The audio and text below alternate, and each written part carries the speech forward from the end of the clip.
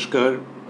কথায় কথায় কথামৃত অনুষ্ঠানের ৩৪৭তম পর্বে আপনাদের স্বাগত।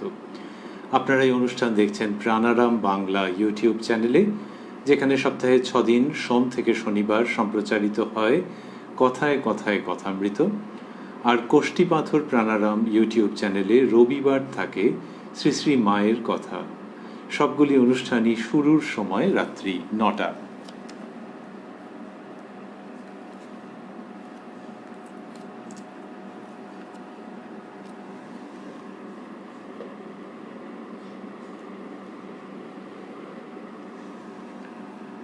শ্রী শ্রী রামকৃষ্ণ কথামৃততে আমরা গতকাল ছিলাম এবং আজকেও সানন্দে অবস্থান করব ২৬শে অক্টোবর ১৮৮৪ প্রসঙ্গে। শ্রীরামকৃষ্ণ দক্ষিণেশ্বরে তার নিজ ঘরে উপবিষ্ট ছিলেন। সেখানে বিভিন্ন ধর্ম প্রসঙ্গ হতে হতে কোন্নগরের একজন ভক্ত মানুষকে পাওয়া গিয়েছিল, যিনি ঠাকুর শ্রীরামকৃষ্ণকে প্রশ্ন করেছিলেন। একটু অদ্ভুত মতো প্রশ্ন, আমরা সেটি আজকে একটুখানি শুনে নেব। শ্রীরামকৃষ্ণ রীতিমতো গুরুত্ব আরোপ করে সেটির উত্তর দিচ্ছিলেন। যেহেতু প্রশ্নের মধ্যে যা ছিল সেটি গুরুত্বপূর্ণ, সেটি পরিবেশন করার ভঙ্গি একটু অন্যরকম ছিল। শ্রীরামকৃষ্ণ উত্তর দিয়েছিলেন কি সুন্দর করে, অতি গভীরে নিয়ে গিয়ে সেই প্রসঙ্গটিকে তিনি ব্যাখ্যা বিশ্লেষণ ও উপস্থাপন করছিলেন। আমরা যতটা শুনেছিলাম তার পরের অংশে প্রবেশ করে দেখব যে ঘরে উপস্থিত আরেকজন বিশেষ ভক্ত মানুষ তিনি কি বলছেন, এবং তার কথার উত্তরে শ্রীরামকৃষ্ণ আবার একটু অন্য দিকে প্রসঙ্গটিকে নিয়ে যাচ্ছেন, ঠিক যেন আগেরটির সম্প্রসারণ একটু অন্য দৃষ্টিকোণ থেকে।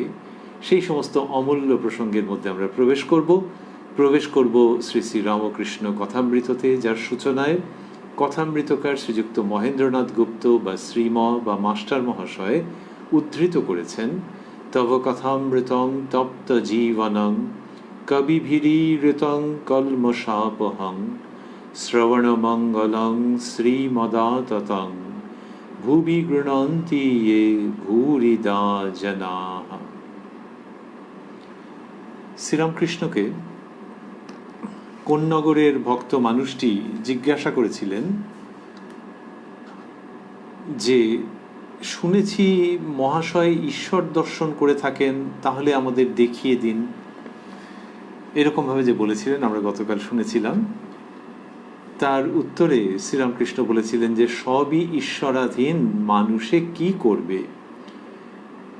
তারপর বলেছিলেন কর্ম চাই তবে দর্শন হয়, এবং সেই কর্মের ব্যাখ্যা প্রসঙ্গে বলেছিলেন ধ্যান জপ এইসব কর্ম, তার নাম গুণকীর্তনও কর্ম, আবার দান যজ্ঞ এসবও কর্ম।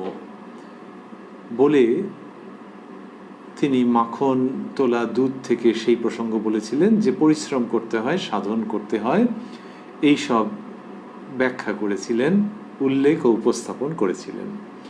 তারপরে আজকে প্রবেশ করে পাচ্ছি শ্রীযুক্ত মহিমাচরণের কথা। মহিমাচরণ বাবু, শ্রীযুক্ত মহিমাচরণ চক্রবর্তী কাশীপুর অঞ্চলে বাস, বেদান্ত চর্চা করেন এবং নিজের জ্ঞান বুদ্ধি বিদ্যা এগুলি সম্পর্কে একটু যেন অবহিত থাকেন, বা কোথাও একটা বাসনা আছে যে মানুষজনও অবহিত হন, কিন্তু ভক্ত মানুষ। মাস্টারমশাই লিখছেন মহিমাচরণ, আজ্ঞা হাঁ, কর্ম চাই বই কি, অনেক খাটতে হয় তবে লাভ হয়, পড়তেই কত হয় অনন্ত শাস্ত্র।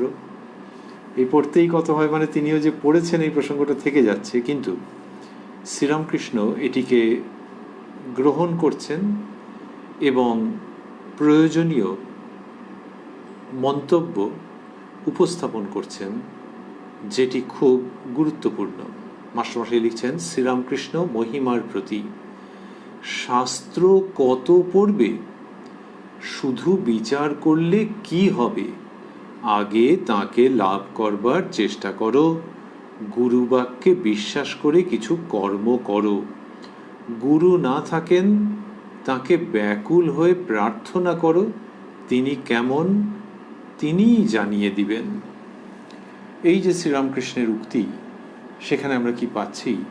তিনি বলছেন যে শাস্ত্র কত পড়বে, যেহেতু মহিমাবাবু বলেছেন যে পড়তেই হয় কত অনন্ত শাস্ত্র, সেইটাকে শ্রীরামকৃষ্ণ নিবারণ করছেন।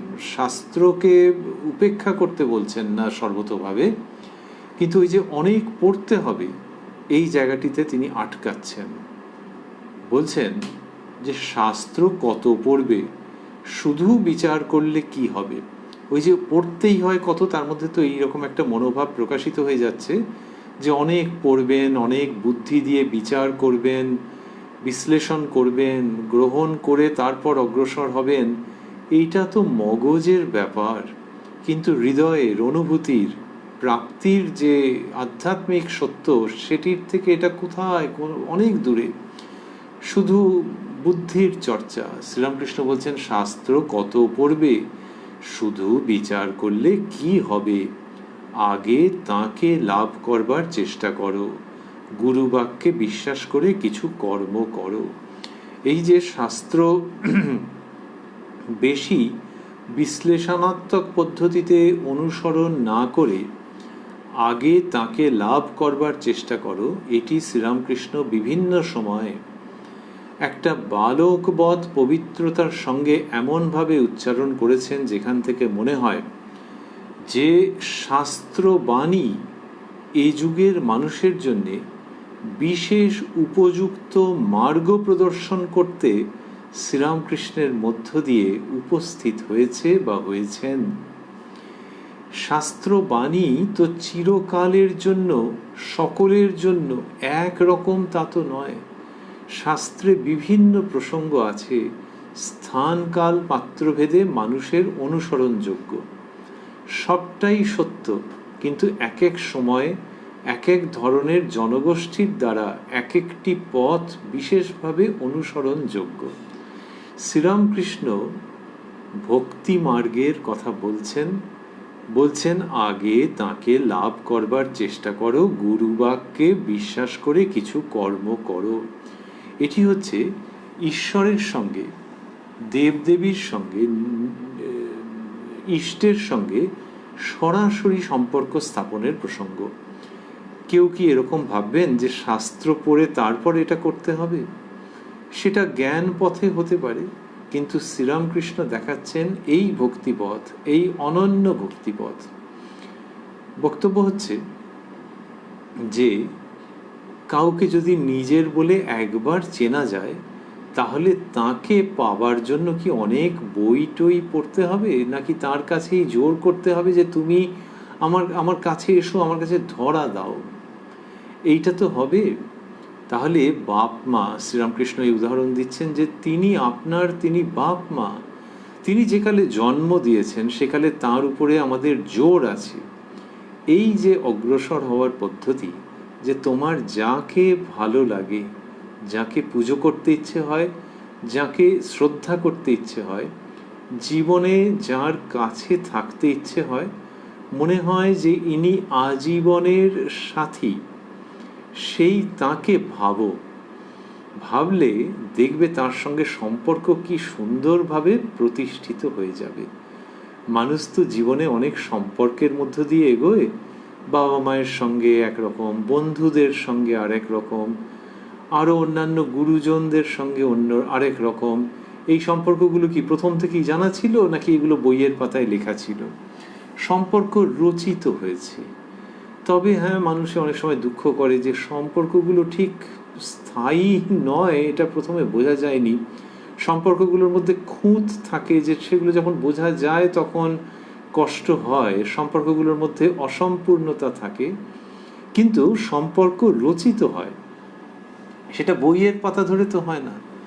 শ্রীরামকৃষ্ণ সেই জায়গাটিই দেখাচ্ছেন যে যেমন একটি ছেলের সঙ্গে, যেমন একটি মেয়ের সঙ্গে, যেমন তোমার সঙ্গে কম বয়সী কারোর সঙ্গে, তোমার সঙ্গে বেশি বয়সী কারোর সঙ্গে তোমার পরিচয় হতে পারে, তোমার আলাপ হতে পারে, তোমার ঘনিষ্ঠতা হতে পারে, তোমার সম্পর্ক হতে পারে। একজন বয়স্ক মানুষের সঙ্গে কারোর সম্পর্ক হলো এবং তিনি খুব আনন্দের সঙ্গে তাকে জ্যাঠামশাই বলতে লাগলেন, জেঠু বলতে লাগলেন। এই যে জেঠু জেঠু করছেন, সে এক এক সময় মনে হচ্ছে যে নিজের যে জেঠু তার থেকেও বেশি, নিজের বাবার থেকেও বেশি মনে হচ্ছে। তার সঙ্গে কথা বলে এত আনন্দ পাচ্ছেন। সেই যে জেঠু বলে যাকে আবিষ্কার করলেন, এই সম্পর্কটা বইতে লেখা ছিল না, কিন্তু যখন জীবনের মধ্যে এটা এসে গেছে, তখন দেখা যাচ্ছে যে পূর্ব পরিচিত সম্পর্কগুলোকেও এটা ছাপিয়ে যাচ্ছে। পূর্ব পরিচিত সম্পর্কগুলোকে ভেঙে দিতে ইচ্ছে করছে না, কিন্তু এটা আরো বেশি মনকে ভরিয়ে দিচ্ছে। এই যে জায়গাটা, সেইটার মধ্যে ইঙ্গিত রয়েছে যে সম্পর্ক এইভাবে গড়ে ওঠে। তবে সাংসারিক সম্পর্ক চিরকালের জন্য নয়।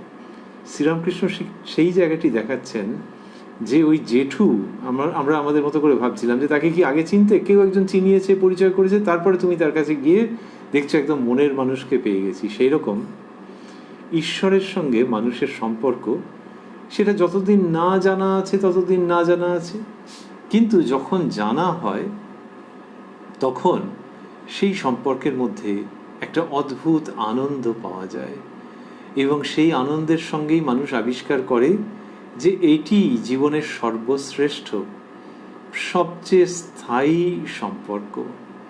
এই যে ভগবানের সঙ্গে এইভাবে বলা হচ্ছে, আচ্ছা তার সম্বন্ধে আর কি করে জানা যাবে? জেঠু বলা হচ্ছে যাকে, বা হয়তো একটা বাচ্চা ছেলে বা বাচ্চা মেয়ের সঙ্গে পরিচয় হয়েছে আর তাকে কি ভালোই লাগছে, তো তার সম্বন্ধে অনেক কিছু জানা যায়। তো বাড়িতে গেলেই দেখা যায় ছটপট ছটপট করছে, দুষ্টুমি করছে, মার বকুনি খাচ্ছে, আবার মার গলা জড়িয়ে ধরছে, আ ভেরি লাভেবল চাইল্ড। তো তার সঙ্গে তো জানা যায়। তেমনি ঈশ্বরেরও লীলা চিন্তন করা যায়, তার নাম গুণকীর্তন করা যায়। এই করতে করতেই তার সঙ্গে সম্পর্ক উজ্জ্বল হয়ে ওঠে, ভাস্বর হয়ে ওঠে। তো এই হচ্ছে ধর্মের মধ্যে ভক্তি মার্গ, যে তার কথা ভাবো, তার লীলা যা তুমি জানো সেগুলো ভাবতে থাকো, দেখবে যে সম্পর্ক উজ্জ্বল হয়ে উঠছে এবং তিনিও ক্রমশ আকর্ষণ করছেন। এই যে পথ এবং পদ্ধতি, শ্রীরামকৃষ্ণ ওই শাস্ত্রবিহিত, শাস্ত্রলিখিত যে মার্গ, সেটিকেই যেন অনুসরণ করছেন, কিন্তু যুগোপযোগীভাবে ভারী মরমী, গভীর, অন্তর্ভেদী এবং মনকে পরিপূর্ণ করে দেওয়া ভঙ্গিতে সেটিকে উপস্থাপন করছেন। তো সেই তিনিই বলছেন মহিমাচরণ বাবুর কথার উত্তরে যে শাস্ত্র কত পড়বে, শুধু বিচার করলে কি হবে, আগে তাকে লাভ করবার চেষ্টা করো, গুরুবাক্যে বিশ্বাস করে কিছু কর্ম করো। ওই যে লাভ করবার চেষ্টা, সেইটির কথা বলছেন। আর কিছু কর্ম করো, কর্ম মানে ওই একটু আগে বলেছেন, আমরা আগের দিনকে শুনেছি, আজকেও স্মরণ করেছি, জপ, ধ্যান, দান, যজ্ঞ, যেভাবে তুমি ভাববে সেই সমস্ত কর্ম করতে হয় গুরু বাক্যে বিশ্বাস করে।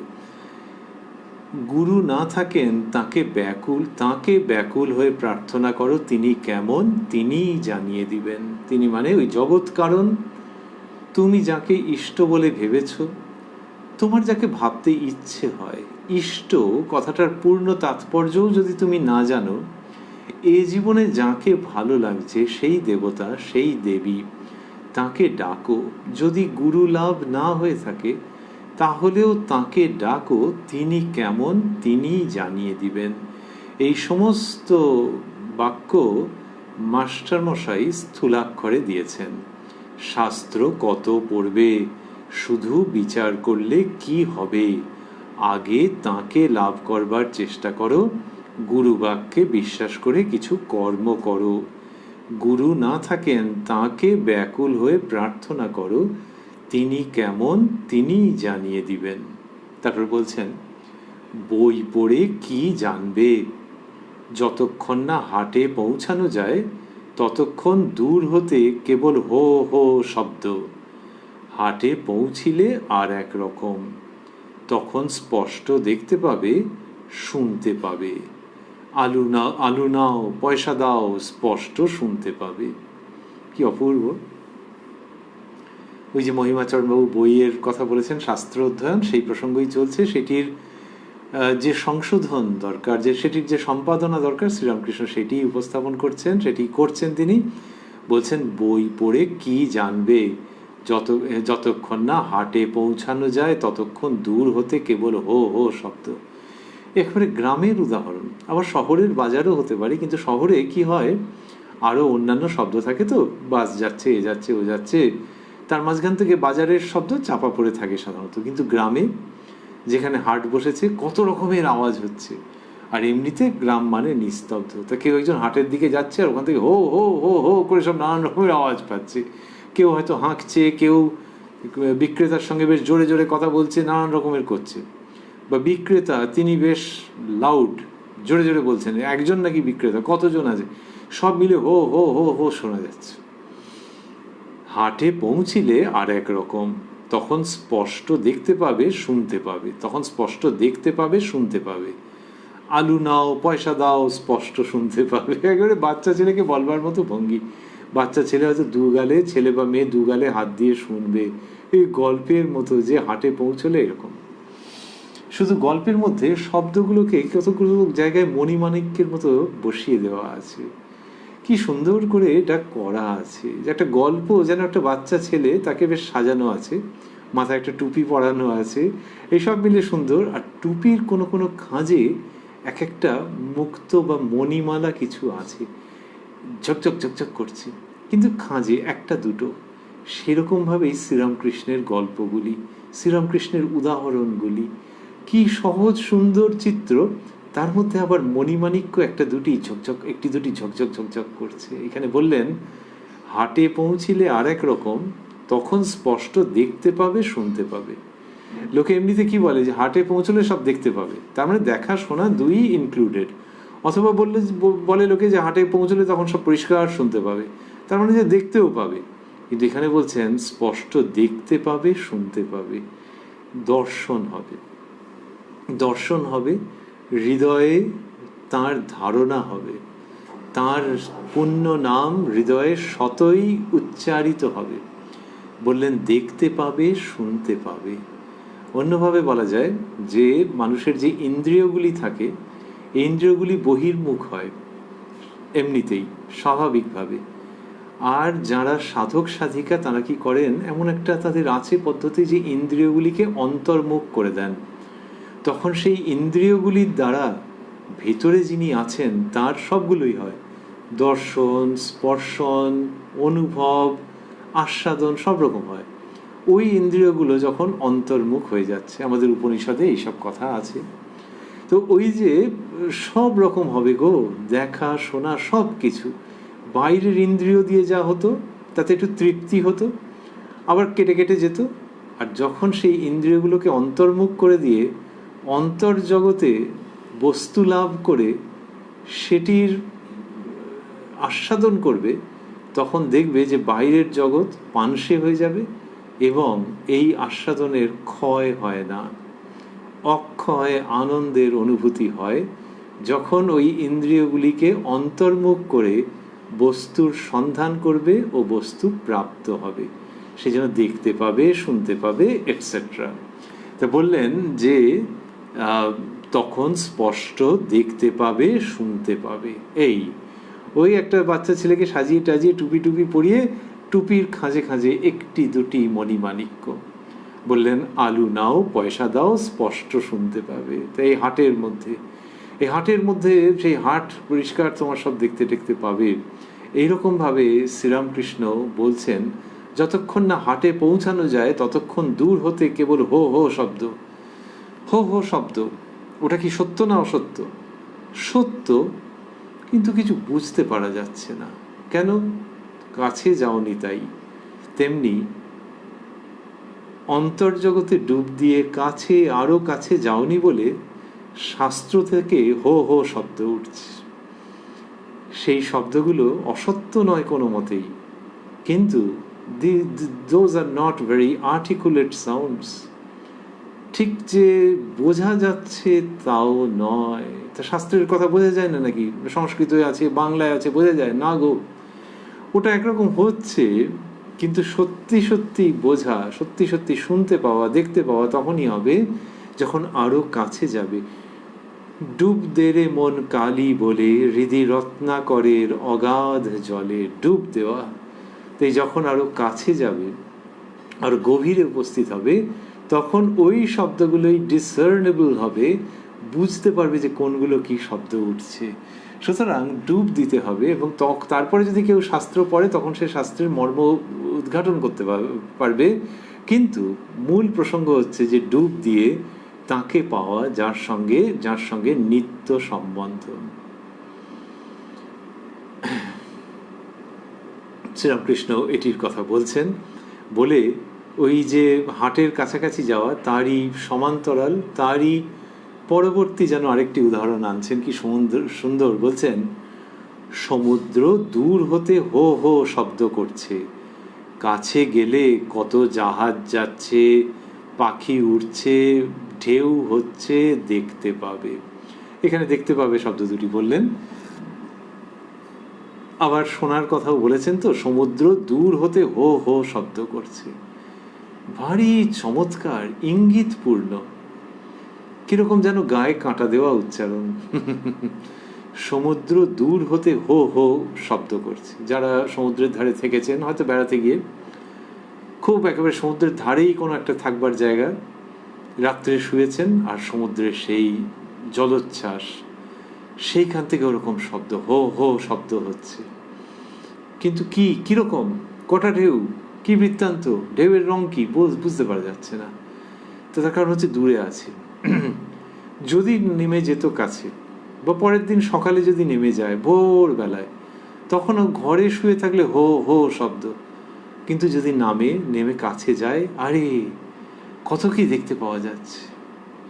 কাছে গেলে কত জাহাজ যাচ্ছে, পাখি উঠছে, ঢেউ হচ্ছে, দেখতে পাবে।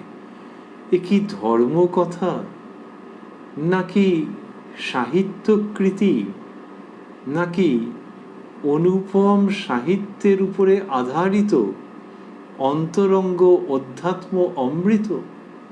শ্রীরামকৃষ্ণ যা পরিবেশন করছেন কি অসামান্য। বললেন যে কাছে গেলে ছোট ছেলে মেয়েদের, এই যে আমরা ভাবছিলাম, স্মরণ করছিলাম যে গালে হাত দিয়ে উপুর হয়ে শুয়ে গালে হাত দিয়ে যেমন বড়দের কাছে গল্প শোনে, সেই রকম শোনানোর মতো ভঙ্গি। কাছে গেলে কত জাহাজ যাচ্ছে, পাখি উঠছে, ঢেউ হচ্ছে, দেখতে পাবে। বাচ্চা ছেলে মেয়ের মনোজগতের কাছে উপস্থাপনের মতো একটি ছবি উপস্থাপন করাই যেতে পারে। আবার একই সঙ্গে বয়স্ক মানুষের, পরিণত বয়স্ক মানুষের অন্তর্জগতে যাত্রা শুরু করবার জন্যে অসামান্য পাঞ্চজন্যও বটে। এইভাবে করে শ্রীরামকৃষ্ণ এই ধর্মের প্রসঙ্গকে শুধু যে আনছেন তাই নয়, মর্মের কথা বলছেন, এবং শুধু বুদ্ধি সম্বল, শাস্ত্র চর্চা ও তজ্জনিত দুর্ভাগ্যজনক আত্মাহংকার, সেইখান থেকে বুকে করে যেন মানুষকে আগলে রাখছেন, রক্ষা করছেন। বলছেন, বই পড়ে ঠিক অনুভব হয় না, অনেক তফাৎ। তাকে দর্শনের পর বই, শাস্ত্র, সায়েন্স সব খড়কুটো বোধ হয়। এই শব্দগুলি স্থূলাক্ষরে দেওয়া আছে। তাকে দর্শনের পর বই, শাস্ত্র, সায়েন্স সব খড়কুটো বোধ হয়। এই বললেন যে বই পড়ে ঠিক অনুভব হয় না, অনেক তফাৎ, এইসব কথা তিনি বলছেন। আর বললেন তাকে দর্শনের পর বই, শাস্ত্র খড়কুটো বোধ হয়, এবং বিজ্ঞান এবং সায়েন্স নিয়ে এসছেন। এই শাস্ত্র খড়কুটো বোধ হয়, এই কথাটি কে বলতে পারেন? তিনিই বলতে পারেন, যার সম্পর্কে স্তবে বলা হয়েছে সর্বশাস্ত্র মর্মদর্শী সর্ববিন নিরক্ষরম তং নমামি দেব দেব রামকৃষ্ণমীশ্বরম। এই যে সর্বশাস্ত্র মর্মদর্শী, শাস্ত্রের মর্ম তিনি দর্শন করেছেন, তিনি এটি বলতে পারেন যে শাস্ত্র খড়কুটো বোধ হয়। খড়কুটো বোধ হয় মানে শাস্ত্রের মধ্য দিয়ে যা আসছে তার থেকে অনেক বেশি বস্তু প্রাপ্ত হচ্ছেন একজন অন্তর্জগতে। তাহলে শাস্ত্রের কি ভূমিকা? ওই শাস্ত্র ধরে, শাস্ত্র অবলম্বন করে যদি কারো কিছু উদ্দীপন হলো, তাহলে সেই পর্যন্ত ঠিক আছে। তা যদি কারো কিছু উদ্দীপন হলো, মানে উদ্দীপন হয় কি হয় না, কারো ক্ষেত্রে হয়, কারো ক্ষেত্রে হয়তো প্রয়োজনই হয় না। গুরু উপদিষ্ট পথে যেভাবেই হোক তার ভেতরে ওই এসে গেছে ওই ভাবটি। হয়তো একটি শ্রী ভগবান বা শ্রী ভগবতীর শ্রীমূর্তি দর্শন করে ভিতরে ওই ভাবের উদ্দীপন হয়ে গেছে। কত রকম হতে পারে। তো শাস্ত্র পড়েই যে ওটা হবে তার কোনো মানে নেই। আর ওই যখন ভেতরের অনুভূতি হচ্ছে তখন এটা, তাহলে শাস্ত্র পড়ে যদি কারো হলো তো হলো, কিন্তু শাস্ত্র পড়তেই হবে এবং শাস্ত্রের মধ্য দিয়েই পেতে হবে, শ্রীরামকৃষ্ণ সেই পথে যাচ্ছেন না। Without even ever undermining the scriptures, he is in a way taking the letter S from scriptures and directly talking about another S called spirituality. তো এইটা শ্রীরামকৃষ্ণ করে যাচ্ছেন অবলীলায়। সেই তিনি বললেন যে শাস্ত্র খড়কুটো বোধ হয়, যিনি ওইটা বোধ হয়েছে যার, যদি মানুষ ভাবে তাকে দেখা যায় তাহলেও এটির অসামান্য গুরুত্ব রয়েছে। শ্রীরামকৃষ্ণ অন্যত্র বলছেন, আমরা শ্রী শ্রী রামকৃষ্ণ লীলা প্রসঙ্গে পাচ্ছি যে এখানকার অনুভূতি বেদ বেদান্তকে ছাড়িয়ে গেছে। তার মানে যে অনুভূতি হচ্ছে আর পরে তিনি বেদ বেদান্তের মধ্যে যা পাচ্ছেন, নিজে পড়ছেন সেটাই বড় কথা নয়, অন্যদের কাছে শুনেছেন, সেখানে বেদ বেদান্তের মধ্যে যা পাচ্ছেন তাতে মনে হচ্ছে যে অনুভূতি তো আরো অনেক বেশি। ভেজ হোক নন ভেজ হোক, কোন একটা রেসিপি একজন পেয়েছেন এবং পেয়ে তার মনে হয়েছে যে এটা খুব টেস্টি হবে, তারপরে রান্না করেছেন। রান্না করে তিনি রান্না জানেন, রেসিপিটা পড়তে পড়তেই মনে হয়েছিল যে রন্ধন প্রণালী পড়তে পড়তেই মনে হয়েছিল যে বেশ ভালো হবে। তারপর নিজের আন্দাজ আছে তো রান্না করেছেন, করে যখন খেয়েছেন বললেন আরে বাস এ তো দারুণ জিনিস হয়েছে, আরে বাপ রে বাপ বলে নিজে আলাদা করে রান্না করেছিলেন প্রথমে। তারপর বাড়ির লোককে পরের দিন বলছেন এই আজকে একটা জিনিস খাওয়াবো। ওরা বলছে কি বলে দাঁড়াও না। তারপর ভাতের পাতে দিয়েছেন হয়তো, ওরা বললে এইটাই সেইটা, এই কিরম যেন একটা রংটা, বলে খাও না। খেয়ে লোকজন প্রায় আঙুল চাটতে আরম্ভ করলো। এইরকম সব ধন্য ধন্য। এইভাবে তিনি সেই রান্না করেছেন এবং আবার 3-4 দিন বাদে আবার রেঁধেছেন। আরে বাবা দারুণ খেতে।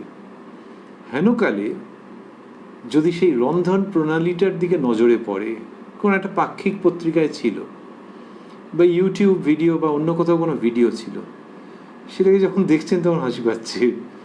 ধরা যাক কোথাও লেখা আছে পাক্ষিক পত্রিকায় এই সবজি কাটবেন, এই তাতে মশলা দেবেন, তখন হাসি পাচ্ছে যে এগুলো ঠিক বটে, তবে খেয়েছি যা স্বাদ, ও এই রেখে দেবে, আর বই দেখতে ভালো লাগছে না। এই শাস্ত্রকে তখন মনে হচ্ছে অনেক নিচে, কিন্তু ওখানে যা লেখা আছে ওগুলো ভুল নাকি? না ভুল কেন? কিন্তু যিনি ওগুলো পড়ে পড়ে উঠেছেন অথবা যিনি এটা জানেন, কোনোভাবে শিখে গেছেন, তারপর ওটা পড়ছেন, এরকম তো হয় অনেক সময়। কেউ দেখিয়ে দিয়েছেন, কেউ বলে দিয়েছেন যে এইভাবে করবি তো, এটার সঙ্গে এটা মেশাবি, মিশিয়ে এতটা সময় ওটা আঁচে রাখবি, হালকা আঁচে, শিখে গেছেন। শিখে একবার বন্ধু বান্ধবের মধ্যে গল্প হয়েছিল হয়তো, তারপর কোনো একটা সময় মেনুটা নজরে পড়েছে, আবার রন্ধন রেসিপিটা নজরে পড়েছে, তখন সেটা কেমন হচ্ছে যে ওটা পানসে, আরে ও তো করতে জানি তো। ঠিক শাস্ত্রের এই অবস্থা বা অবস্থান, যে যিনি ওটি ধরে অগ্রসর হয়েছেন অথবা যার পরে ওতে চোখ পড়েছে, কখন? বস্তুলাভের পর, আস্বাদনের পর যখন ওটা নজর পড়ছে, তখন মনে হচ্ছে আরে ওই আস্বাদনের থেকে অনেক বেশি, কতটা বেশি বুঝিয়েও বলতে পারছি না। লোকে যদি বলে যে তুমি এইভাবে করোনি নাকি, অন্য কিছু করেছো, বলে না এরকমই করেছি, বলে তাহলে এটা পাত্তা দিতে চাইছে না কেন? শ্রীরামকৃষ্ণের ভাষায় খড়কুটো বোধ হচ্ছে কেন? বলে ও যা খেলে বুঝবে তখন। এইটা শ্রীরামকৃষ্ণ আনছেন সরাসরি আস্বাদনের প্রসঙ্গে আনছেন, এবং সেই যে আস্বাদন কিভাবে হবে উনি তো সেই সব কথাই বলছেন। কত সুন্দর করে বুঝিয়েছেন, বলেছেন। এখানেও তো বললেন যে যদি গুরু লাভ না হয়ে থাকে তাকেই ডাকো, কম কথা। অন্যত্র বলেছেন তো যে একটা বিশ্বাস নিয়ে তাকে ডাকো, যে তুমি যদি থাকো, কোথায় আছো, আমাকে দেখা দাও, তুমি কেমন, আমাকে বুঝিয়ে দাও। এইটা যদি বিশুদ্ধ চিত্তে কেউ ডাকে তাহলে হবে। এই তো রন্ধন শেখাচ্ছেন তিনি, without reference to grammar, syntax, logic, philosophy, scriptures, ওইসবের দিকে যাচ্ছেন না, সরাসরি বলছেন যে তিনি ভেতরেই আছেন। গাঁয়ের উদাহরণ দিয়ে যেন বলছেন, গাঁয়ের মানুষেরা এই ধরনের কথা বলেন যে যতক্ষণ ঈশ্বর হোতা হোতা ততক্ষণ অজ্ঞান, আর যেই হেথা হেথা তখনই জ্ঞান। এই তো সরাসরি সরাসরি জ্ঞানটাকে নিয়ে আসা হচ্ছে। ওই যে নাইতে গিয়ে, ড্রয়িং রুমে গল্প করতে গিয়ে একজন বললো যে তুই এটাকে এরকম এরকম করবি, এরকম এরকম আঁচে রাখবি, আর ওইটা করবি, নামাবার সময় একটুখানি তেল দিয়ে নিবি, দেখবি কিরকম খেতে হয়, কি ঘি দিয়ে নিবি। ও তো আলাদা করে কিছু বলছেন না, একদম সরাসরি এরকম শিখিয়ে দিচ্ছেন। শ্রীরামকৃষ্ণ সেইভাবে শেখাচ্ছেন, মুখে মুখে সেই রেসিপি প্রদান করছেন, মুখে মুখে প্রদান করছেন, অন্তর থেকে অন্তরে ট্রান্সমিট করে দিচ্ছেন। সেই জন্যই তিনি ওই রেসিপি বই পড়ে এগোনোর দিকে যাচ্ছেন না। এইটা হচ্ছে তফাৎ। এখন যদি কেউ বলেন যে আচ্ছা যে রেঁধেছে সেও তো রেসিপি তো বললো যে এটাকে এরকমভাবে আঁচে দিবি, ওটা এরকম করবি, ওখানে পেঁয়াজ কেটে দিবি, ও তো রেসিপি বলছে, ওটা না হয় বইতে লেখা আছে, তো মুখে বলছে না। তফাৎ আছে, তফাৎ আছে এই জন্যে যে যে বলছে এ করেছে, সুতরাং যখন বলছে তখন তার মধ্যে দিয়ে অন্যরকম কিছু আসছে। এ করেছে, আস্বাদন করেছে পুরোপুরি, করে যখন বলছে তখন সেটার মধ্যে দিয়ে ওই অনুপ্রেরণা, ওই উদ্দীপনাটা ট্রান্সমিটেড হয়ে যাচ্ছে, যেটা বই পড়ে হচ্ছে না। যে ব্যক্তি ওটা পেয়েছে, আস্বাদন করেছে, সেই ব্যক্তি যখন বলছে তখন তো অন্যরকম হয়ে যাচ্ছে। আমরা রান্নাঘরের উপমায় ছিলাম, মহিলাদের জায়গা, পুরুষদের প্রসঙ্গে যদি আসা যায়, যে খেলার কথা, ফুটবলের কথা, ক্রিকেটের কথা, একজন এমনি বলতে পারে যে কালকের ম্যাচটাতে এরকম এরকম হয়েছে, ও তাই নাকি, আচ্ছা তাই নাকি, তাই নাকি, এরকম শুনলে। আর একজন যিনি সত্যি সত্যি খেলোয়াড় মানুষ, খেলেছেন, এখনো খেলেন, তিনি যখন বর্ণনা দেবেন তখন তার মধ্যে অন্য রকমের প্রাণ এসে যাবে। তিনি একই রকম বলবেন যে কালকে হাফ টাইম পর্যন্ত খুব স্ট্রাগল করেছে, তারপরে এইটা, তখন এটাখানে পজিশনটা বদলে দিল। এই যখন বলছেন অলমোস্ট আগের জনের মতনই বললেন, এটা শুনতে দারুণ লাগছে। কেন উনি ওই খেলার জগতের মানুষ বলে। আর আরেকজন এটা রিপোর্টিংয়ের মতো করে বলেছে, কোনোদিন নিজে মাঠে নেমে খেলেনি, স্পোর্টস লাভার। আর এই তো পার্টিসিপেটার। তো যিনি পার্টিসিপেটার তিনি বললে অন্যরকম হয়। And this biggest participant in this case Sriramakrishna, তিনি কিসে পার্টিসিপেট করেন? খেলায়, তার লীলা। এই লীলা নায়ক শ্রীরামকৃষ্ণ যখন কথা বলছেন, কথামৃত বিতরণ করছেন, তখন সরাসরি সেই আনন্দ, সেই অনুপ্রেরণা, সেই সত্য একজনের থেকে আরেকজনের কাছে গিয়ে যেন উপনীত হচ্ছে। সেই জন্যই তিনি যখন বলছেন তখন ওর মধ্যে অন্য রকমের ব্যঞ্জনা এবং শক্তি সংযোজিত হচ্ছে। তিনি বলছেন তাকে দর্শনের পর বই, শাস্ত্র, সায়েন্স সব খড়কুটো বোধ হয়। তারপর বলছেন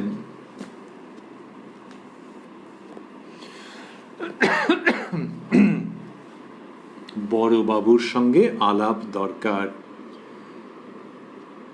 তার কখানা বাড়ি, কটা বাগান, কত কোম্পানির কাগজ, এ আগে জানবার জন্য অত ব্যস্ত কেন?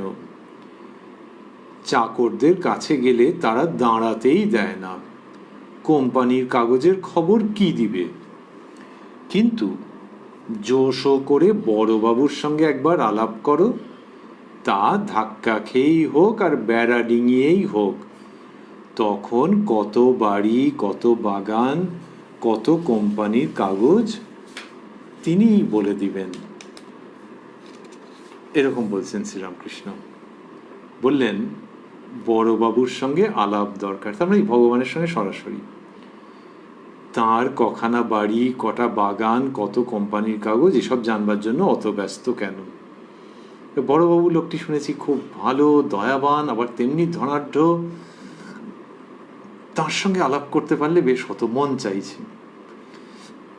কিন্তু তার জন্য তার কত ফিক্সড অ্যান্ড মুভেবল সেট আছে, এইসব জানবার কি দরকার? বড়বাবুর সঙ্গে দেখা করতে পারলে দেখবে কি লোক, যেমন পয়সা করি তেমনি বিনয় ইত্যাদি। আহার এই যে ব্যক্তি চেষ্টা করছে, সে যদি ভুল করে ওই সব যারা ভৃত্য আছে তাদের কাছে যায়, যেসব অ্যাসিস্ট্যান্ট আছে যারা সব আছে, চাকরদের কাছে গেলে তারা দাঁড়াতেই দেয় না। কোম্পানির কাগজের খবর কি দিবে, বলে যা যা যা যা যা, আপনি আসুন এখান থেকে যান, এই সমস্ত বলে।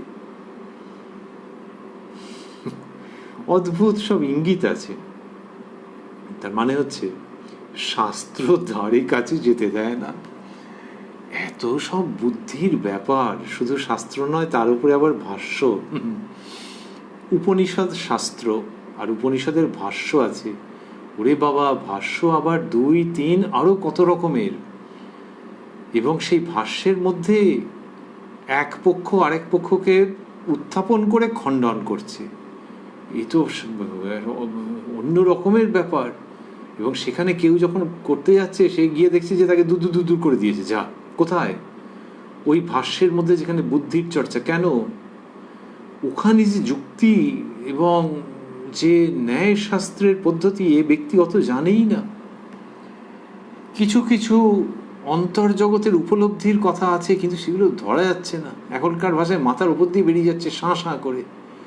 এই ভাষ্যকে যদি কেউ নিজের ভাষায় অনুবাদ পান এবং সেটি পড়েন, তাহলেও লোকে বলে কুলোতে পারলাম না রে, বুদ্ধি দিয়ে হলো না, আরও অনেক পড়তে হবে, ফর্মাল ট্রেনিং দরকার। তার মানে হচ্ছে বাংলা কথায় তোমায় দূর দূর করে দিয়েছে। শাস্ত্রকে এমনিতে বলা হয় মায়ের মতো, কিন্তু যেই একজন একটু হেল্প নিতে যাবে, ভাষ্য পাঠ করতে যাবে, তখনই কোনো একটি চিন্তাধারার মধ্যে যে ভাষ্য আছে সেটি পাঠ করতে গেলেই বেশ সংগ্রাম করতে হয়। অনেক সময় দেখা যাবে যে শব্দের ব্যুৎপত্তিতে গিয়ে উপস্থিত না হলে তুমি কিছু সুবিধে করতে পারবে না। সুবিধে করতে পারবে না মানে ওই আর কি, তোমায় বললো যে আরেকদিন আসুন, এখন যান যান যান। তো শাস্ত্র মায়ের মতো, কিন্তু তোমার ওইখান পর্যন্ত পৌঁছতে গেলে তো এইসব। আর তারপর তুমি যদি অন্য ভাষ্য পড়তে যাও, অন্য ভাবের মধ্যে থেকে, ব্যাস হয়ে গেলে, you will be simply lost in wilderness. সেই জন্য ওইটা থেকে ওই রকম আছে, নিজেকেই ছোট লাগবে তখন। চাকরদের কাছে গেলে তারা দাঁড়াতেই দেয় না, কোম্পানির কাগজের খবর কি দিবে। কিন্তু এই যাদের চাকর বললেন, তাদের সম্পর্কে আবার পরে একটা অদ্ভুত উক্তি আসছে। ওই যে আমরা বলছিলাম, সাজিয়ে রাখা, বেশ সাজিয়ে টাজিয়ে দেওয়া একটা বাচ্চা ছেলে, টুপি, আর টুপির খাঁজে খাঁজে মণিমুক্ত, অল্প অল্প করে দেওয়া আছে। কিন্তু জোশও করে বড়বাবুর সঙ্গে একবার আলাপ করো, তা ধাক্কা খেয়েই হোক আর বেড়া ডিঙিয়েই হোক। ধাক্কা খেয়ে কেন? ওই যে যেতে চাইছিল, একজন মারলো ঘাট ধাক্কা, তার নিকুচি করেছে, সেই ঘাট ধাক্কা খেয়ে বড়বাবুর সামনে গিয়ে পড়লো। একজন এমন রেগে গেছে, মেরেছে ধাক্কাটা এমন ডিরেকশনে, এ ক্যাবলার মতো হুমড়ি খেয়ে পড়েছে, কিন্তু এমন ডিরেকশনে ধাক্কাটা লেগেছে যে যা, বড়বাবুর কাছে এসে গেছে, বাস কেল্লা ফাতে। তা ধাক্কা খেয়েই হোক আর বেড়া ডিঙিয়েই হোক, তার মানে চুরি বুড়ি করার মতো করে যে বেড়া ফেরা আছে সেখান থেকে ডিঙিয়েই হোক, একবার যদি বড়বাবুর সঙ্গে গিয়ে আলাপ করতে পারো।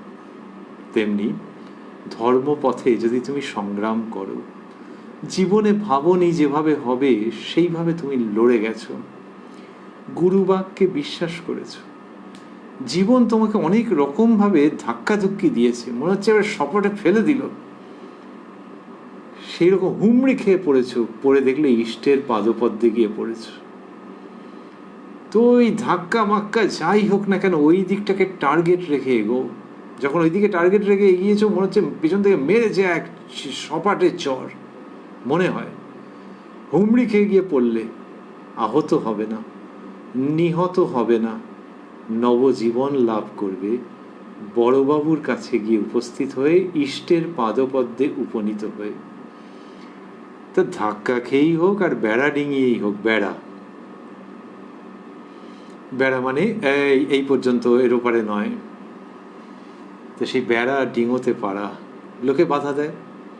কেউ যখন ধর্মের পথে এগোচ্ছে, লোকে বলে ওইসব অত কি করছিস পাগলের মতো, ওইসব পারবি নাকি, ওসব অন্য লোকেদের, তুই কি হরিনাম করছিস সারাক্ষণ, তোর আর হবে, ধর তুই একটা চাপোষা মানুষ, তোর আবার হরিনামের বাই উঠেছে।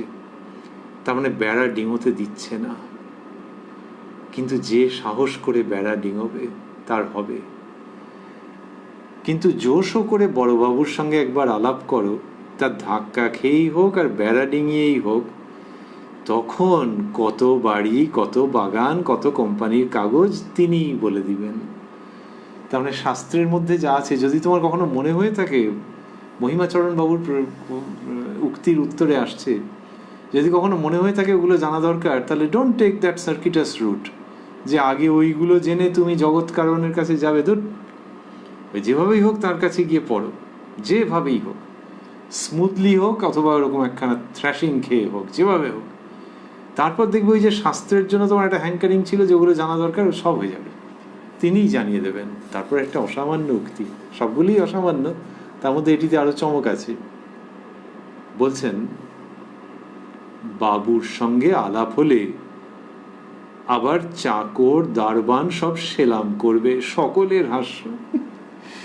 গল্পটাকে, উদাহরণটাকে কোন জায়গায় নিয়ে গেছেন, যে যারা ওরকম দূর করেছিল এখন তাদের তো অবস্থা খারাপ হয়ে গেছে। দেখছি যে বাবুর ওখানে বসে কথা বলে, চা খায় বাবুর সঙ্গে, ফলে সে যখন বেরিয়ে আসছে তখন চাকর দারবান সব সোজা হয়ে দাঁড়িয়ে সেলাম করছে। আরে দেখো আহাম্মকগুলোর অবস্থা, এরকম আর কি বলার ভঙ্গি, যে তার আগে গালাগাল দিয়েছে, প্রায় যা তা করেছে একে, আর এখন দেখো ওইগুলোরই কিরম হয়ে গেছে। এটা গল্পের দিক থেকে মজার মতো করে। এবার মজাটাকে ছেড়ে দিয়ে যদি প্রসঙ্গের সারবত্তাকে আমরা আলাদাভাবে গ্রহণ করি, তাহলে দেখা যাবে অন্যরকম। সেটি হচ্ছে যে শাস্ত্র পাঠ হচ্ছে, হয়তো অনেকে মিলে সেই শাস্ত্র এবং তার ভাষ্য এবং বিচার এবং তর্ক তার মধ্যে রয়েছেন। একজন মানুষ সেটার মধ্যে ঢুকতে গেল, গিয়ে দেখলো যা, একবারে সে দেয়ালে গিয়ে নাক ঘষা খেয়ে যাওয়ার মতো বেরিয়ে এলেন, কিছু পারলেন না। অথবা কি একটা বলতে গিয়েছিল, অন্যরা থামিয়ে দিল, এই থামুন, আপনি ওইটা পড়েছেন? বলে না, চুপ করে থাকুন, ফেরত চলে এলো। দারোয়ানরা ওই রকম সব করেছে। কিন্তু এই ব্যক্তির যদি বস্তু লাভ হয়ে যায়, তাহলে কি হবে? তখন ইনি যা বলবেন, ইনি যেভাবে বাঁচবেন, ইনি যেভাবে আচরণ করবেন, ইনি যেভাবে তাকাবেন, ইনি যেভাবে মানুষের সঙ্গে ব্যবহার করবেন, তাতে অন্যরা চুপ হয়ে যাবে, শ্রদ্ধা সম্মান করতে আরম্ভ করবে। সে আবার কীরকম? হ্যাঁ, যার বস্তু লাভ হয়ে যাবে তার প্রতিটা মুহূর্ত অন্যের কাছে শ্রদ্ধা আকর্ষণ করবে। একজন মুনি ঋষি, একজন সাধক, বিরাট উচ্চ ভাবের, তিনি এক জায়গায় এসছেন, সেটা একটা শহরের কোনো একটা পাড়া হতে পারে, কোনো একটা গ্রামের প্রান্ত হতে পারে। এসে একটা কুঠিয়া মতো করে নিয়েছেন, সেখানে থাকেন। লোকজন প্রথমে ভাবছে কি এটা এসে, তারপর আস্তে আস্তে আস্তে আস্তে আস্তে আস্তে যখন দেখছে যে এনার একটা জীবন যাপন আছে, একেবারে অনলস উনি, আর জপ ধ্যান করেন, ওই দূর থেকে উঁকি মেরে দেখেছে, নিজের হাতে রান্না করেন, সেও এমন কিছু নয়, টাকা কড়ি কোত্থেকে পান জেনে দরকার নেই, কারণ কোনো বিলাসিতা নেই। আর হ্যাঁ, আমাদেরই কেউ কেউ যায়, কিছু টাকা দেয়, আমরা সেটা জানি, কিন্তু উনি বেশি কিচ্ছু নেন না। এই দেখতে দেখতে দেখতে দেখতে তার প্রতি এমন ভাব হবে যে উনি হয়তো বাজারে গেছেন একটু আলু পেঁয়াজ কিনতে, সব সরে সরে দাঁড়াচ্ছে, আসুন আসুন আসুন। কেউ হয়তো তাকে মহারাজ বলে ডাকছে, কেউ অন্য কিছু বলছে, আর বিরাট সম্মান প্রদর্শন করছে। তার মানে কি সব চোর ডাকাত ভালো হয়ে গেছে? তা নয়, কিন্তু একটা বড় অংশের মানুষ, এমনকি যারা প্রথম দিকে বিরোধিতা করেছিল তারা পর্যন্ত সম্ভ্রম প্রদর্শন করছে, একটা অন্য রকমের। যারা ইচ্ছে করে আগে একটু ডিস্টার্ব করত, ওনার থাকার জায়গার আশেপাশে বক্স চালিয়ে গান ফান হতো যাতে ওনার ডিস্টার্ব হয়, উনি কোনোদিন কিচ্ছু বলেননি, সেই তারা এখন বক্স ফক্স নিয়ে পালিয়ে গেছে। এই শুদ্ধ জীবন যাপনের দ্বারা মানুষের শ্রদ্ধা। তিনি বক্তৃতা দেন না, তিনি গান করেন না, কিছু নয়, শুধু জীবন যাপন, মানুষ বোঝে যে তার মধ্যে দিয়ে অন্যরকম কিছু আসছে এবং শ্রদ্ধা সম্মান করতে আরম্ভ করে। শুধু তাই নয়, কোনো কোনো ক্ষেত্রে এমনও হতে পারে যে ওই যে শাস্ত্র পণ্ডিত পূজারী তারা যখন মিলে একটা কিছু বলছেন, এই মানুষটি হয়তো সেখানে রয়েছেন, তিনি হয়তো খুব তার মৃদু ভঙ্গিতে একটা বললেন, হয়তো পুজো আচ্ছা একটা মন্দিরে কিভাবে শুরু হবে, কি কি নিয়ম অনুসারে শুরু হবে, এই নিয়ে সব গ্রামের মাথা যারা তারা আলোচনা করছিলেন, আর এই মানুষটিকেও আমন্ত্রণ জানিয়েছিলেন যে উনিও যেন থাকেন, বড় ভালো মানুষ গো। এইবারে কিছু একটা শাস্ত্রীয় বিধান ইত্যাদি নিয়ে দেখা গেল যে এদের মধ্যে মতানৈক্য হলো এবং বেশ ঝগড়াঝাটি হওয়ার উপক্রম। তখন ইনি অল্প একটুখানি বললেন মৃদুভাবে যে আপনারা তো এরম এরম করতে পারেন, প্রথমে উৎসর্গ করে তারপর একজন ব্রাহ্মণকে। বাহ, যা বললেন তা দিয়ে তো দারুণ সমাধান হয়ে গেল। এবং সব বিভিন্ন জনে যা বলছিলেন কারুর মত পরিত্যক্ত হলো না, অথচ একটা সমন্বয়। এ দেখেছো, ওই সাধু মানুষ তো ওই জন্যে, কিন্তু তার আশ্রম তন্ন তন্ন করে খুঁজলেও একটি বই পাওয়া যাবে না। হয়তো একটি শ্রীমদ্ ভগবত গীতা আছে অনেক পুরনো, বা কথামৃত আছে কোনো একটা শাস্ত্রের গ্রন্থের মতো কিছু, কিন্তু সেটা নিয়ে সারাক্ষণ উনি পড়ে আছেন তাও নয়। তাহলে এরকম যে একটা সমাধান দিলেন, আরে ওই তো ওইটিকেই তো বলে সাধু চরিত্র। তখন সকলে ধন্য ধন্য করলো এবং উনি আসার আগে এবারে লাইন লেগে গেল ওকে প্রণাম করবার জন্য। শ্রীরামকৃষ্ণ বলছেন, বাবুর সঙ্গে আলাপ হলে আবার চাকর দারবান সব সেলাম করবে। সকলের হাস্য। তাহলে যে শাস্ত্রীয় পরিমণ্ডল, যে বুদ্ধি চর্চা, যে শানিত বিশ্লেষণ তোমাকে হাঁটিয়ে দিয়েছিল, সেই পরিবেশ, সেই পরিস্থিতি, সেই ব্যক্তিরা এখন তোমার কাছে নত হবে। যখন শাশুড়ি আর জামাই আরো অন্যান্য লোকেরা মিলে ঠিক করতে পারছিলেন না যে বিগ্রহ পড়ে গিয়ে কিছুটা ফ্র্যাকচার্ড হয়ে গেছে, তাহলে সেই বিগ্রহে আর পুজো কি করে হবে? রাধা গোবিন্দ শ্রীকৃষ্ণের বিগ্রহ দক্ষিণেশ্বর মন্দিরে যখন এরকম হয়েছে, রানী রাসমণি এবং মথুরবাবু মিলে ঠিক করতে পারছেন না, অন্যেরাও যা বলছেন যে তাহলে গঙ্গায় বিসর্জন। তখন ছোট ভট্টাচ, কত ছোট শ্রীরামকৃষ্ণ, গদাধর, তিনি বললেন, সে কি গো, তোমাদের জামাইয়ের যদি পা ভাঙতো তাইলে কি তাকে গঙ্গায় নিক্ষেপ করতে, বিসর্জন দিতে? আর তিনি নিজে খুব ভালো মূর্তি গড়তে জানতেন, মথুরবাবু জানতেন, রানীমা জানতেন এইসব খবর। ঠাকুরের উপরে ভার পড়লো, সবার মনে হলো যে হ্যাঁ, ছোট ভট্টাচ যা বলেছে ঠিক। আর ঠাকুর সেই সুন্দর করে মূর্তির যেটুকুনি রিপেয়ার করবার ছিল করে দিলেন, এবং আসল নকল বোঝা যেত না। নকল মানে ওই রিপেয়ার করা হয়েছে ধরা যেত না। তো ঠাকুরের কথা শুনলেন কেন সেখানে? ওই তো কত বড় বড় সব মাথা তো ছিলেন, শুনলেন, এবং সেটা শুধু মেনে নেওয়া নয়, মনে নেওয়া। সেইভাবে তো বিগ্রহের পুজো হলো। ওই যে ঠাকুর বলছেন, গদাধর বলছেন, তিনি কত বেদ বেদান্ত কত টোলে পড়ে শুনেছেন, শিখেছেন, উপাধি প্রাপ্ত হয়েছেন, কিন্তু তিনি যখন বলছেন তখন এরা মাথা নিচু করে সর্বান্তঃকরণে সানন্দে গ্রহণ করছেন। শ্রীরামকৃষ্ণ এই অমীয় উদাহরণ আনছেন। বড়বাবুর সঙ্গে আলাপ দরকার তিনি বলছেন, এবং ওই যে বললেন যে চাকরদের কাছে গেলে তারা দাঁড়াতেই দেয় না, কোম্পানির কাগজের খবর কি দিবে, সেই তিনিই বললেন যে বাবুর সঙ্গে আলাপ হলে আবার চাকর দারবান সব সেলাম করবে।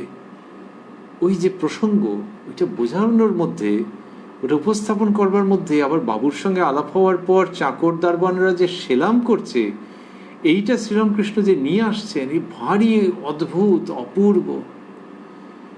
বোঝাই যাচ্ছে যে এগুলো গল্প বটে, কিন্তু অল্প নয়। শ্রীরামকৃষ্ণ যেভাবে বলতেন যে মা রাস ঠেলে দেন, সেই রকমই মনে হয় যে হয় শ্রীরামকৃষ্ণের অপূর্ব আধ্যাত্মিক ক্ষমতা, এটি তো বটেই, কিন্তু তিনি নিজে বলতে ভালোবাসতেন যে মা যেমন বলান তেমনি বলি। আসলে মায়ে আর সন্তানে কোনো ভেদ নেই। তো সেই মায়ের কথায় তিনি বলতেন যে মা রাস ঠেলে দেন। এই বড়বাবু, তার কোম্পানির কাগজ, তার সঙ্গে পরিচয় হওয়া, এইসব বলে শ্রীরামকৃষ্ণ যা বলছেন সেগুলি এইরকমই অপূর্ব। এরপরে ভক্ত একজন প্রশ্ন করছেন, এখন বড়বাবুর সঙ্গে আলাপ কিসে হয়? সকলের হাস্য। এই যে ভক্ত যে জিজ্ঞেস করছেন তাতেও হাসছেন কেন? তার কারণ শ্রীরামকৃষ্ণ বড়বাবুর প্রসঙ্গটাকে খুব হাসির সঙ্গে হাস্যোচ্ছল ভঙ্গিতে উপস্থাপন করেছেন, এবং শেষের দিকে তো মাস্টার স্ট্রোক দিয়ে দিয়েছেন যখন বলেছেন বাবুর সঙ্গে আলাপ হলে আবার চাকর দারবান সব সেলাম করবে। তার মানে মনে মনে ভাবো যে গোপ টোপ পাকিয়ে ওরা কীরকম কড়া কড়াভাবে তাকিয়েছিল, আর এখন বেঞ্চির থেকে লাফিয়ে উঠে সেলাম করছে। তো সকলের হাস্য। এরপরেই এই ভক্তটি, ইনিও রসিক মানুষ বোঝা যাচ্ছে, ইনি বলেছেন সিরিয়াস কথা, কিন্তু বেশ প্রকাশভঙ্গিটি ভালো, এখন বড়বাবুর সঙ্গে আলাপ কিসে হয়? সকলের হাস্য। তো শ্রীরামকৃষ্ণ মানুষের জীবন তো দুঃখের থাকে, তো কিন্তু কি সুন্দর হাস্যরস সঞ্চারিত করে দিতে পারছেন, অন্যের মুখে হাসি ফোটাচ্ছেন। এই লোকটির, এই ভক্ত মানুষটির কি সুন্দর এরকমভাবে জিজ্ঞেস করবার ইচ্ছে হয়েছে, এবং সকলের হাস্য। শ্রীরামকৃষ্ণ যে উত্তর দিচ্ছেন সেটির পূর্ণাঙ্গ প্রসঙ্গে আমরা পরের দিন প্রবেশ করব। শ্রীরামকৃষ্ণকে জিজ্ঞাসা করা হলো, ভক্ত মানুষটি জিজ্ঞেস করলেন যে এখন বড়বাবুর সঙ্গে আলাপ কিসে হয়? সকলের হাস্য। তখন শ্রীরামকৃষ্ণ বললেন সেটি সূচনাটি স্মরণ করব। মাস্টারমশাই লিখছেন, শ্রীরামকৃষ্ণ, তাই কর্ম চাই, ঈশ্বর আছেন বলে বসে থাকলে হবে না বলে খুব গভীর প্রসঙ্গ তার মধ্যে ঢুকছেন। আজকে যে সময়টুকুনি আছে তার মধ্যে সেটাকে পুরো আমরা অনুধাবন অনুসরণ করে উঠতে পারবো না। সেই জন্যই ভাবছি যে হবে যখন ঠাকুর শ্রীরামকৃষ্ণের কৃপা সাপেক্ষে আমরা আবার পারস্পরিক মিলিত হব এই কথায় কথায় কথামৃত অনুষ্ঠানে আগামীকাল প্রাণারাম বাংলা ইউটিউব চ্যানেলে, যেখানে সপ্তাহে 6 দিন সোম থেকে শনিবার সম্প্রচারিত হয় কথায় কথায় কথামৃত, আর কোষ্ঠীপাথর প্রাণারাম ইউটিউব চ্যানেলে রবিবার থাকে শ্রী শ্রী মায়ের কথা। সবগুলি অনুষ্ঠানই শুরুর সময় রাত্রি 9টা। আমরা রয়েছি উদ্বোধন কার্যালয়ে প্রকাশিত শ্রী শ্রী রামকৃষ্ণ কথামৃতের 684 পৃষ্ঠায়, রয়েছি 26শে অক্টোবর 1884 প্রসঙ্গে, যেদিন শ্রীরামকৃষ্ণ তাঁর ঘরে উপবিষ্ট হয়ে ভক্তদের সঙ্গে অনুপম, অমলিন, আনন্দপূর্ণ অধ্যাত্ম প্রসঙ্গ করছেন তাঁর স্বকীয় ভঙ্গিতে। আর এই প্রসঙ্গ যা আজকে আমরা শ্রবণ করছিলাম তার মধ্যে পেলাম যে বই পড়ে কি জানবে। শ্রীরামকৃষ্ণ বলছেন বই পড়ে কি জানবে, এবং সেটিতেই বললেন সমুদ্র দূর হতে হো হো শব্দ করছে, কাছে গেলে কত জাহাজ যাচ্ছে, পাখি উঠছে, ঢেউ হচ্ছে, দেখতে পাবে। সমুদ্র বলেছেন, কিসের সমুদ্র আলাদা করে বলেননি। সমুদ্র জল থাকে, নোনা জল থাকে, এমনি খাওয়া যায় না তো। ইংলিশে সেন্টেন্স আছে, সি ওয়াটার ইজ স্যালাইন। আমাদের ভাবতে আনন্দ হচ্ছে যে সমুদ্রের কথা বললেন, আর অমৃত সাগর কথামৃত। অমৃত সাগর কথামৃত, যখন কেউ এমনি শুনেছেন কথামৃতের প্রসঙ্গ যে এরকম একটি গ্রন্থ আছে, তখন একরকম। শ্রীরামকৃষ্ণ বলছেন সমুদ্র দূর হতে হো হো শব্দ করছে, তখন একরকম। কেউ যদি কথামৃত ধরে খুব শাস্ত্রীয় ব্যাখ্যার সূচনা করেন, তখন আরেক রকম, যে হো হো শব্দ বড্ড বেশি হচ্ছে। কারণ শাস্ত্র ব্যাখ্যার মধ্যে যদি কেউ চলে যান, শুষ্ক শাস্ত্র ব্যাখ্যার মধ্যে, শুধু বৌদ্ধিক চর্চার মধ্যে, তাহলে কেউ যদি ওইটার সম্মুখীন হন, অথবা কেউ যদি শুনে মাত্র থাকেন, তাহলে দূর হতে হো হো শব্দ, দূর হতে হো হো শব্দ, যে হ্যাঁ আছে কিন্তু পরিষ্কার বুঝতে পারছি না, কিন্তু কাছে যেতে ইচ্ছে করছে। কাছে গেলে কত জাহাজ যাচ্ছে, পাখি উঠছে, ঢেউ হচ্ছে, দেখতে পাবে। এই শ্রী শ্রী রামকৃষ্ণ কথামৃত সমুদ্রের কাছে এসে উপস্থিত হলে, এই গ্রন্থ অধ্যয়ন করলে, এই গ্রন্থ শ্রবণ করলে, পরস্পরের মধ্যে এই গ্রন্থের ভাবে আলোচনায় সন্নিবিষ্ট থাকলে কি হয় দেখতে পাওয়া যায়। ওই যে বললেন কত জাহাজ যাচ্ছে, পাখি উঠছে, ঢেউ হচ্ছে, কত জাহাজ যাচ্ছে, পাখি উঠছে, ঢেউ হচ্ছে, দেখতে পাবে। সেরকমই বিভিন্ন ঈশ্বরীয় প্রসঙ্গ, সেগুলিকে দেখতে পাওয়া যায়। আর দেখতে পাওয়া যায় ঈশ্বর স্বয়ং যিনি, সেই শ্রীরামকৃষ্ণকে। তাহলে এই সমুদ্র, এর জল নোনা নয়, লবণাক্ত নয়, অমৃতের সাগর। আবার মিষ্টি খেলে শরীর খারাপ হবে নাকি? না, এ সেই অমৃত যা মৃত্যুকে জয় করতে শেখায়। কথামৃত ওই অমৃতের সাগর। সুতরাং তার কাছে উপস্থিত হয়ে, হিয়ারসে নয়, অন্য লোকের কাছে শুনে নয়, শুষ্ক শাস্ত্র ব্যাখ্যার মধ্য দিয়ে নয়, কিন্তু বিশ্বাসী অকপট চিত্ত নিয়ে, মন নিয়ে এই কথামৃত সাগরের কাছে এসে উপস্থিত হলে তখন ওই সব দেখতে পাওয়া যায়।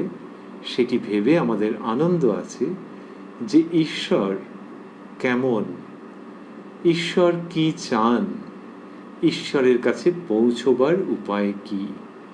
অন্যভাবে ভাবতে গেলে শ্রীরামকৃষ্ণ কেমন, শ্রীরামকৃষ্ণ কি চান, শ্রীরামকৃষ্ণের কাছে পৌঁছবার উপায় কি, এই সমস্ত দেখতে, শুনতে, বুঝতে পারা যায় যখন কেউ কথামৃত রূপ সুধা সাগরের কাছে, কথামৃত রূপ অমৃত সাগরের কাছে এসে উপনীত হন।